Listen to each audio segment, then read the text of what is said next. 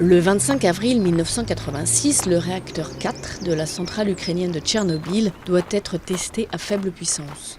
Les barres de contrôle régulant la fission nucléaire sont abaissées avant d'être remontées face à un risque d'arrêt complet.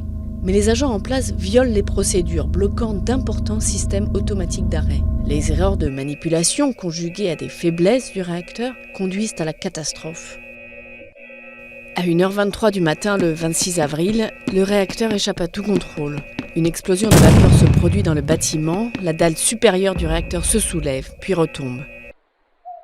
Un panache radioactif s'élève jusqu'à 1 km dans les airs. Il va traverser l'hémisphère nord.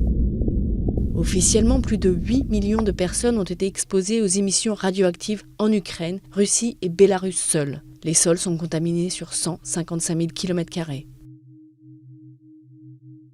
Jusqu'au bout, Moscou tente de cacher ou minimiser l'accident. L'ampleur de la catastrophe n'est révélée au reste du monde que quand le nuage radioactif est détecté en Europe du Nord, quelques jours plus tard.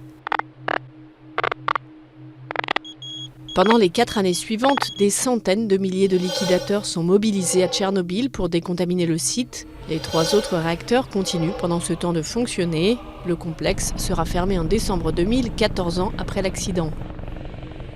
Le bilan de la catastrophe est toujours controversé, de 4 000 à 100 000 morts selon les sources.